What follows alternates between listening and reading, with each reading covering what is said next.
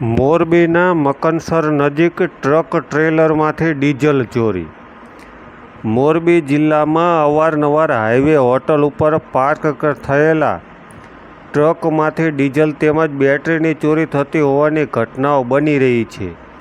ત્યારે ગઈકાલે વહેલી સવારે મકનસર નજીક ધરમકાંટા પાસે પાર્ક થયેલા એક આઈસર ટ્રક તેમજ ટ્રેલરની ડીઝલ ટેન્કમાંથી બલેનો કારમાં આવેલા 4 શખ્સો ડીઝલની ચોરી કરી જતા પોલીસ ફરિયાદ નોંધાઈ છે.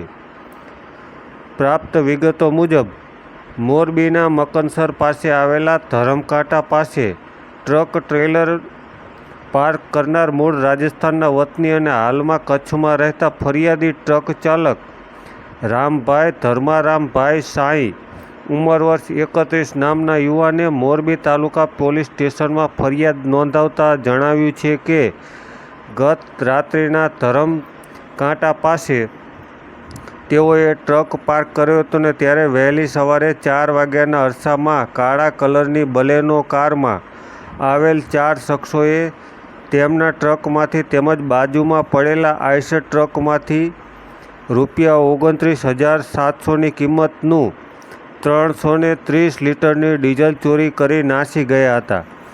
આ બનાવ અંગે અજાણ્યા 4 ઈસમો સામે મોરબી તાલુકા પોલીસ મથકે ફરિયાદ નોંધાવી છે અને પોલીસે ફરિયાદના આધારે આ ચોરટાઓને ઝડપી પાડવા માટે ચક્રો ગતિમાન કર્યા છે.